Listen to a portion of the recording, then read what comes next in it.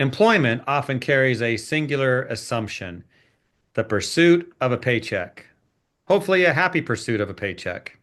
And while Thank you. financial stability is important, today's discussion challenges us to look deeper into the broader purpose and meaning of work.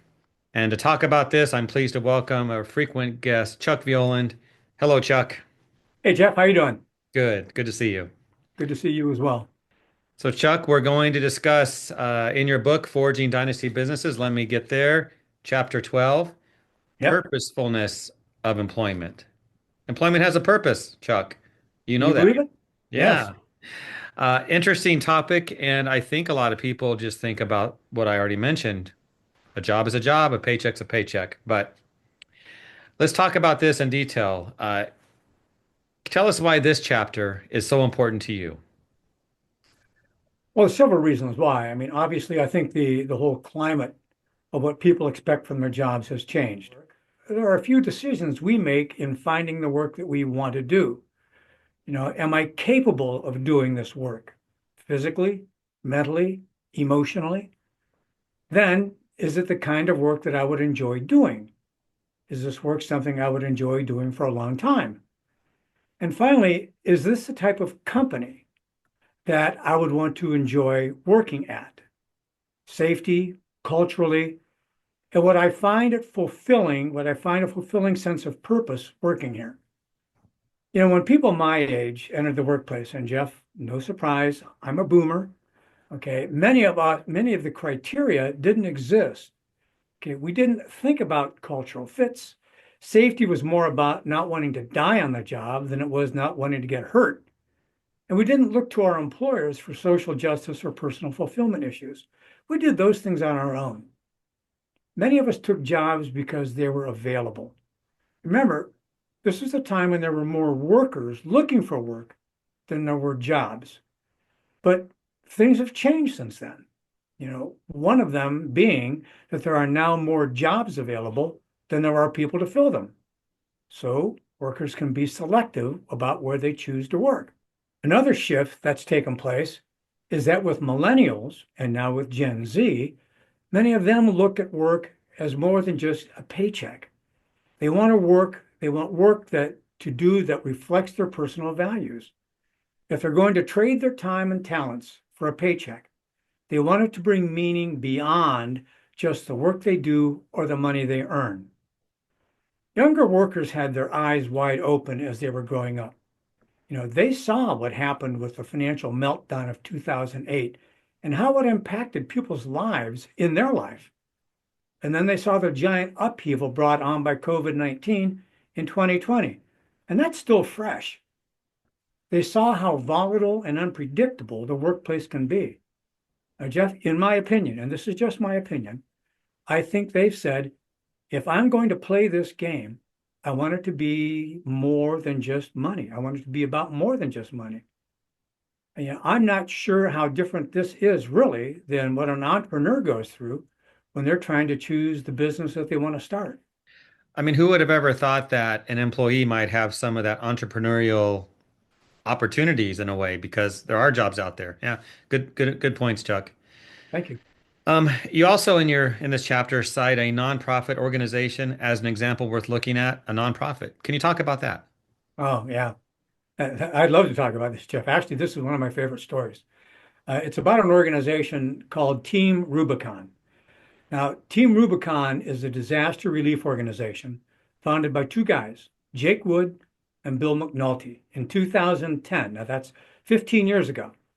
Jake and Bill were two military veterans who found themselves looking for meaning in their lives after leaving the military when a magnitude 7 earthquake hit Haiti. Some of your viewers might remember that time. Now, without knowing anything about disaster relief, they flew to Haiti to see how they could help. They joined up with six other guys, mostly veterans, and they got to work. Again, not really knowing how to do disaster relief. Well, since then, Team Rubicon has grown, and it's grown to over, are you ready for this? 180,000 volunteers who respond to natural disasters around the globe. Now, these volunteers aren't getting paid, yet they put themselves in harm's way.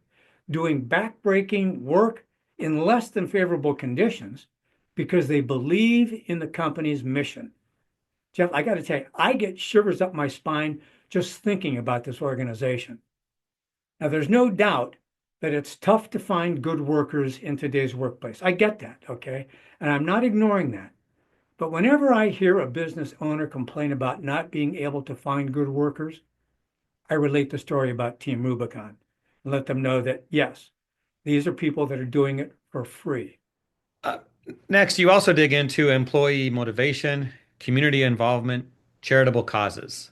Now, we know those are important. Can you spotlight the more important components of those topics? Yeah. Um, a lot of times companies have to wait until they've reached their, what I refer to as the them phase of their existence. Now, that's a term I use for the final stage of a company's maturity. Um, this is typically when a company finds itself with both the discretionary cash and the discretionary time to give back to the communities they serve and the communities that have served them through their growth. This can be their local community geographically, their industry community, their community of employees, or just a community of two people. Everybody doesn't aspire to be a Team Rubicon. I get that. And every form of giving back doesn't have to be huge or lavish. I remember a few years ago, we were working with a client in Southern California. And while our consultant was reviewing his financials, he noticed an unusual $10,000 expense on the owner's income statement. Now, this was not a big company. So $10,000 was a lot of money. $10,000 is still a lot of money to me. When we asked him about it, he got real quiet. The client got real quiet. So we probed. And finally, the client said that he had bought shoes for kids and was taking them across the border for kids who didn't have them. Now, Jeff, I don't even know if that was legal, but I wasn't going to argue with the guy. Another client buys bicycles for kids at Christmas time. A few of our clients have formalized their giving by starting charitable organizations. But giving back also can mean serving on boards of directors or volunteering with community organizations or industry organizations. Regardless of what you do, it simply means recognizing what a privilege it is to own a business in a free market and having a grateful heart. And who isn't drawn to that? Chuck, you're not talking about just the money, the paychecks. This is good stuff. Yeah. Thank you. Yeah. But I think as all companies need to do, they have to track performance, how this all works out. This might be a bit different. How do you recommend tracking performance of what we're talking about today? Good question, Jeff. And you can track it. But before I even get into that, I think it's important to recognize that all returns on investment are not financial. This means that sometimes you might get nothing in return other than your own joyful heart.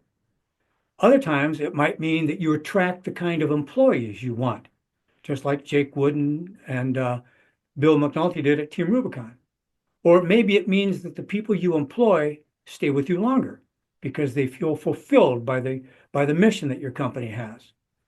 Now, I will admit, I've never seen a direct line between giving back and an increase in sales or profits. At the same time, I've never seen a company go belly up because of their generosity. Well, Chuck, I think we developed this thought. Well, any final words of advice for those watching? Maybe others can do some of this. I hope. Um, if you own or work for a service business, and I suspect that most of our viewers do, then they were all at least partially drawn to this work because of their desire to serve other people. Companies and service industries don't build widgets. We serve people. And I can't think of too many jobs with greater meaning than that.